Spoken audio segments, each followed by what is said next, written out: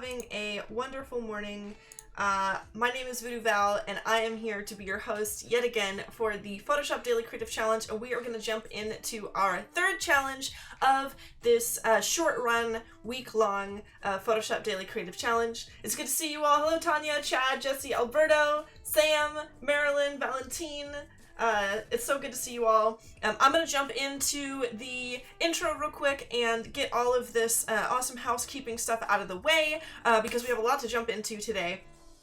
Also, if you could let me know how the music sounds, that would be great. Just want to make sure I'm not blowing your eardrums out with the Andrew Apple Pie and Chill Hop Radio this morning.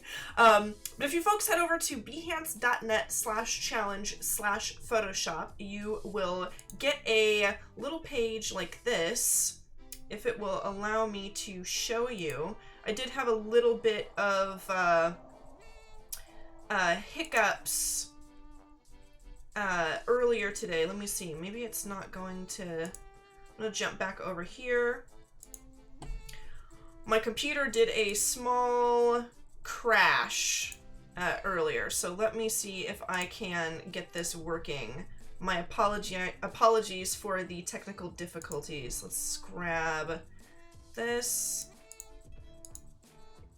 That should do it. Let me try one more thing.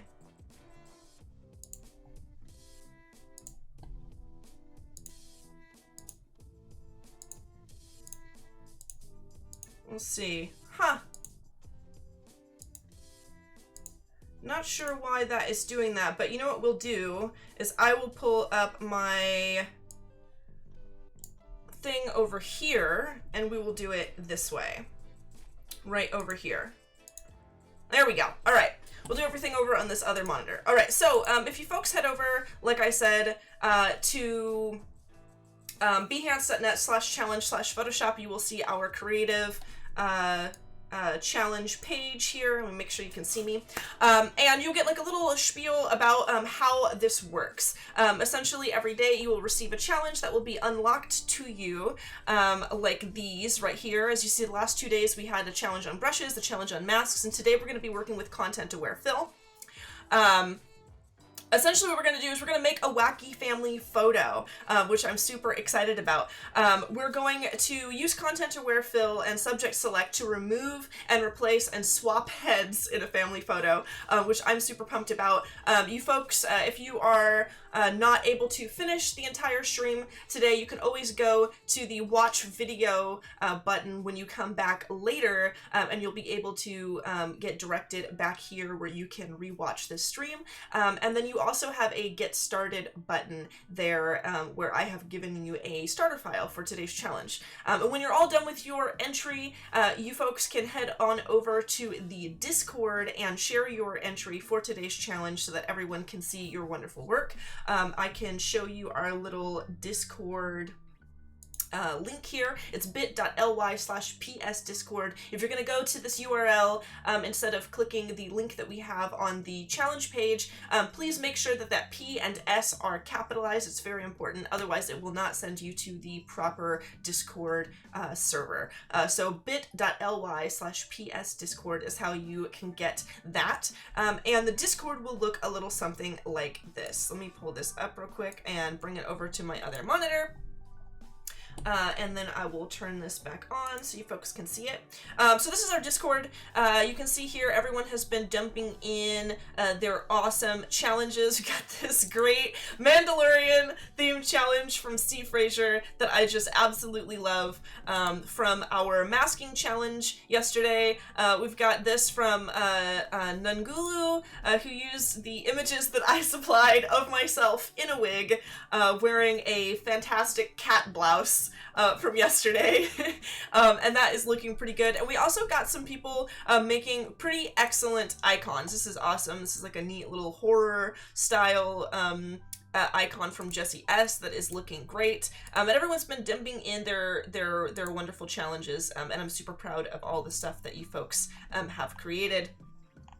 But yeah, this is where you can drop in your entry. And then if you are behind on challenges, but you still want to share with us, feel free to jump into the past challenge tab here where you can put your challenge entries that are not from today or from this round of Photoshop challenges. So without further ado, I'm going to jump in here and see. Let's see, I hope my Photoshop works. That would be unfortunate, but I think I can just bump it over here and I will use, there we go. Yeah, this will work. And I will not use my stylus today, and I will just use my mouse over on my other monitor. So I have created a Challenge 3 starter file for you folks. And what it is essentially I just made sure to supply you with the final product from our yesterday's challenge, just in case you don't have a photo to use to replace somebody's head in a portrait or family photo. So if you don't have like a holiday photo, or you don't have a picture of yourself or a family member or friend, or you don't have a family photo to use for this challenge, feel free to use this picture of my face. It's totally cool. You have my full permission to replace my head with any dog you think is cool enough. And what we're going to do today is I actually have my own holiday photo that I'm going to be using. And we're gonna do this right here. As you can see, I've already come in here and replaced one of the heads with a dog head, and we are going to do the same thing to this handsome gentleman right here using content-aware fill. So what I'm gonna do first of all is I'm gonna come over here to the left-hand side, and I'm gonna grab my object selection tool, or I can hit W on my keyboard to auto-select with a shortcut. And I'm going to grab that, and I am going to zoom in here, and I'm going to select his head like that. And it actually works really, really well. This object selection tool is pretty darn sensitive. I'm going to maybe hold Alt and drag a box here to remove that little bit. That's good enough for me. And then what I'm going to do, actually, because I want to select a slightly larger range around his head, is I'm going to go up to select and I'm going to say modify, and I'm going to say expand, and I'm going to drag my little expand selection box right here over to my other monitor so you can see what I'm working on. And I'm going to expand this by 4 pixels. And the reason why I'm doing that is because we're going to use content-aware fill in order to remove his head. And I want to make sure that there's no border around that content-aware fill of his hair or his ears or everything. I want to make sure that I get his entire head in this selection. So that's how I do that. Now, what I'm going to do is I'm going to zoom out here, and I am going to go up to Edit, and then I'm going to hit Content Aware Fill right here under Fill and Stroke. And there's a lot of really awesome things that you can do with Content Aware Fill. So let's see if I can zoom out here so that I can make sure you can see everything that I am doing on both of these images. So we have our area selected here, and then we have our little preview window that shows us what exactly it is going to look like as we start to fill in this content. And there's a lot of different sampling area options that you can choose. You can either choose auto, which will go like this.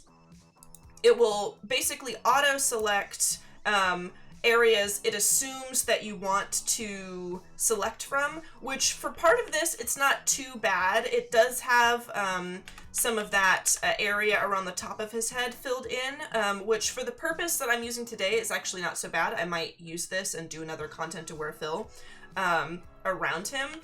Essentially, what I'm trying to do is remove his head out in a way where when I add my other photos and images into this image, I don't have to make those images larger than his head shape. And if there's going to be any places around the photos that I combine with this one where his face would show, it doesn't show.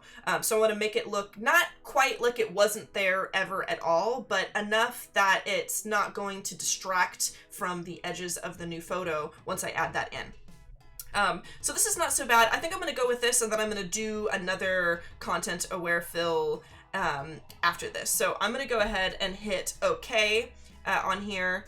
Also, for those of you who maybe want to try some different settings here, we can do that as well. And I have mine set to create a new layer here with the content aware fill so it doesn't ruin my original image. And then I'm going to go ahead, I'm going to hide this and I'm going to do it again because I want this area where all of her hair is to also be edited out. And I'm going to show you how to do that more cleanly. So I'm going to hide that. I'm going to come back down to my photo. I still have my selection selected, and I'm going to go up to edit. I'm going to say content aware fill again.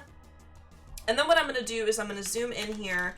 I'm going to grab my lasso tool from the little content aware fill panel here. And then I'm going to select or hold Alt and deselect part of the top of the head here because I don't want to refill that in since we already got a large portion of that done earlier. Let's maybe add just a tiny bit back like so. And then what I'm going to do is I'm not going to autofill this at all. I'm actually going to, I'll test out this rectangular so that you guys can see how this works. Basically, it makes like a rectangle box around the area that I have filled, just in case that's what I might want to be sampling from. But as you can see in the preview window, it's not really giving us what we want.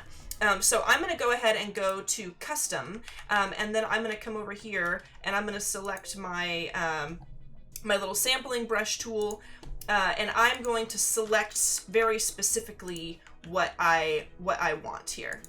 Let me grab this, boom, like so. I'm going to zoom in here, and then let's see. There we go. I'm going to make sure caps lock is off so that I can see the scope of my cursor here. And then I'm going to start sampling areas like so. And you can see over here on the preview window, it's only sampling where I put that content. And I'm going to maybe add in some more of the brighter parts of her sweater like that. Maybe I'll hold Alt and I'll remove just a little bit of this dark red because I'm not really liking all of the dark red in there. Maybe we'll get rid of it all. And that's all right for me. It's not perfect and 100% clean, but for the purpose of today and for the sake of not having all the time in the world, I'm gonna go ahead and say okay with this. I think this is good enough for me. So now I have, let me say Control D and deselect. I've got these two pieces of content aware filled image. I'm going to select this topmost one we have here. I'm going to hit E to get my eraser tool, and I'm just going to very lightly kind of blend these two together, and then I'm going to merge them. There we go. I'm going to hold shift and I'm going to select both of these. I suppose I could group them, or what I could do, I could do something fancy. I could right click and I could actually say convert to smart object, and it converts all of those images to a smart object. But then if I want to separate them again, all I have to do is right click and say convert to layers, and it gives me a group with those layers separated yet again, which is really cool. So I'm going to say Control Z and go back to my my image here, my smart image. And then what I'm going to do is I'm going to go grab an image of a dog, because we're going to replace his head with a dog today. So I have this cool stock photo up here with some cute doggos, and I'm going to use the object selection tool yet again to snag the head of this cute little pupper right here. And I'm going to come over here to the object selection tool, or again hitting W on my keyboard if I'd like to use the shortcut, and I am going to just drag a box around this dog's head. Let's see. And so it actually gave me like a pretty great selection here. I'm just going to go ahead and press Control J, which is duplicate. If you have something selected when you do duplicate, it won't just duplicate the layer, it will duplicate only what you have within your selection. And then I'm going to say Control T, and I'm going to drag this over just so you guys can see how clean this is. Now, if you look at the difference between these two, it's not 100%. There are some little hairs and finer details that are not included in this selection, but overall, I'd say that's pretty great. I'm used to using like the magic wand tool, and it usually gives me like a pretty stark line when I'm trying to select more detailed items like this, but this actually works pretty well. So I'm going to drag this head over that I have selected into my new file. And I'm going to do that just by grabbing a hold of this layer 1, and then I'm going to bring it over here and hover over my other file, and then I'm going to drop it down into my file, like so. And I'm going to make sure I still have that layer selected. I'm going to say Control T. I'm going to turn this to be how I want it, and I'm going to drag this down by the corner to make it a little bit smaller. I'm going to zoom in here so we can get really detailed, and I'm going to position this where I think it looks best. Now this works really great because, as you can see, since we did a content aware fill on this, I do have some of the edges of his head sticking out where the human head was, but since we did that, you can't see like the top of his hair and everything. It looks like just part of her hair and part of her sweater behind the top of the dog's head and the side of the dog's face, which is what we wanted to do. Now, this is well and good, but it's not really very clean, so we're gonna do a little bit of extra cleanup on this to make it look a little bit more believable. And the first thing I'm gonna do actually is I'm gonna remove this part of his fur right here because I don't think it's needed, since the human body doesn't really follow where that part of the dog's fur comes out to. It looks a little unnatural, or as unnatural as one can look with a human body and a dog head. So I'm going to stay selected on my object selection tool, and I'm just going to drag a box around this area. Let it think a little bit, and it actually selected pretty well that area right there. I kind of want to leave that tan area there, so I'm going to hold Alt to subtract from this object selection, and I'm going to drag another box there. Let's see if it'll... There we go. Give me a little bit. Sometimes I have to select a little bit more, give it a little more room to think. There we go. That'll work. Maybe I'll add just a tiny bit to this, like that. Maybe a little bit more. Kind of let it think. I think that'll work. And I am just going to, I suppose you could either erase this, or what we could do is say deselect. I'm going to hold Control and click on this layer to select this whole thing, and then maybe we'll make a mask so that we don't have to destroy our image. So I'll say make a mask, then I will select this over again.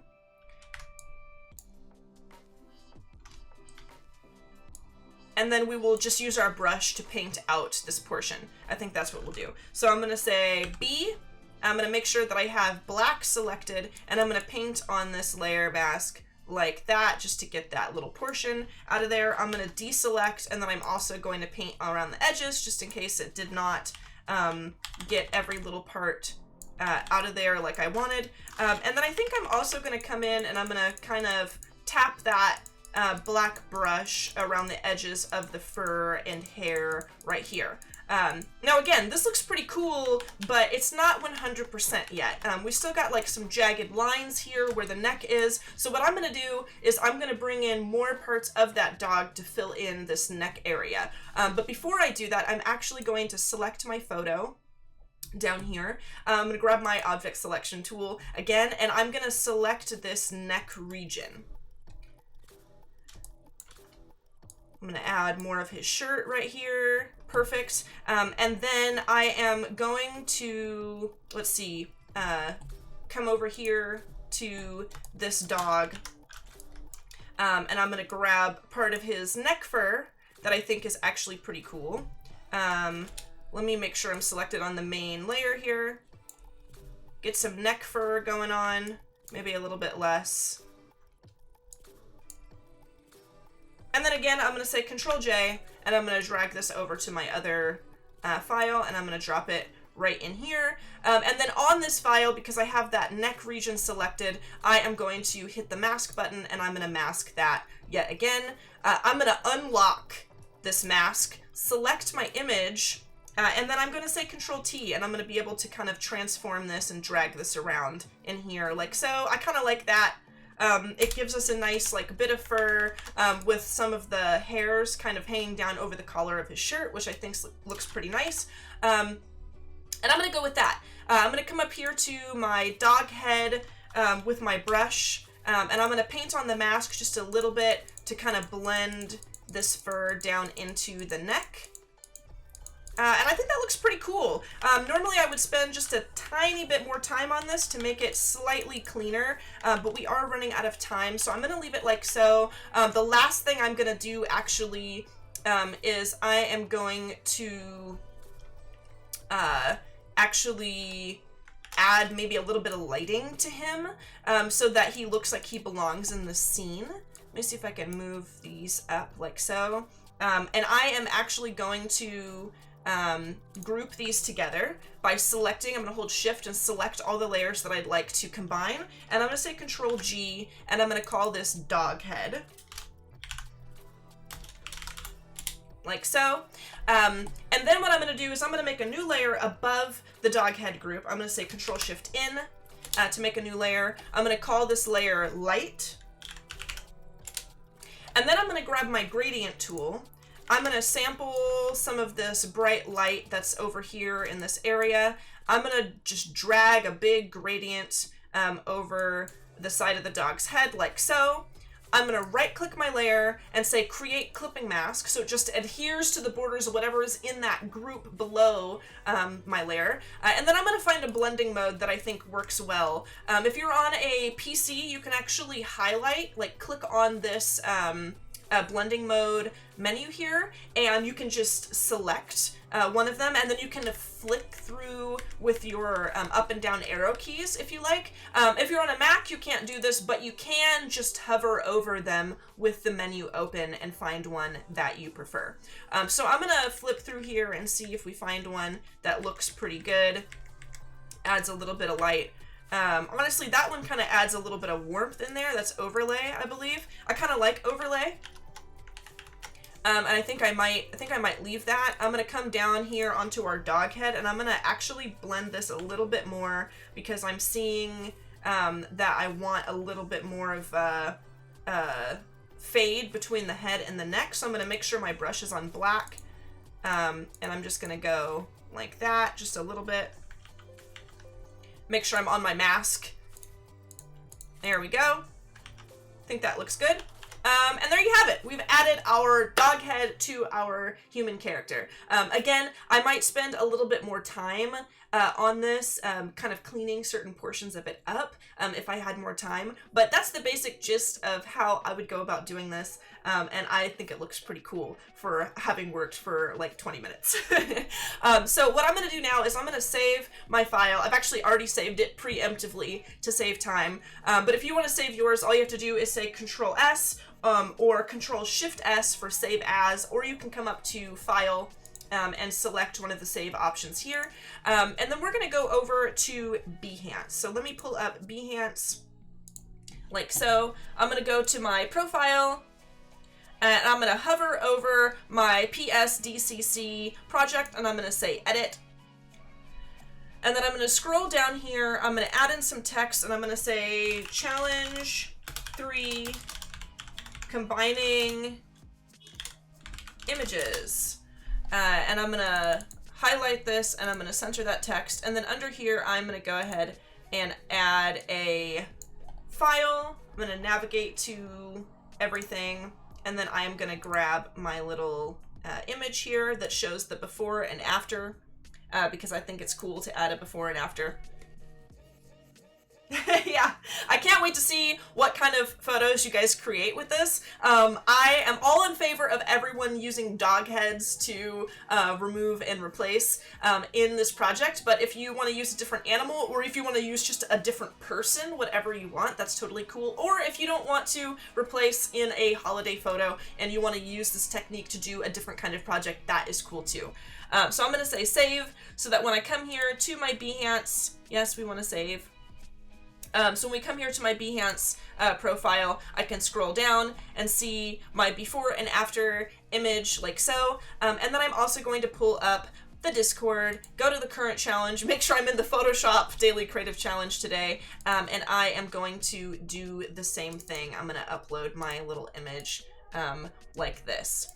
And that's how you do it. So I appreciate all of you folks coming to hang out with me today. Thank you very much. Please stay tuned because we've got a jam-packed day full of awesome design coming up after me today. We've still got a Photoshop segment, we still got an XD segment, and XD Daily Creative Challenge, which you don't want to miss. So I will see you guys next time, and happy designing to you all.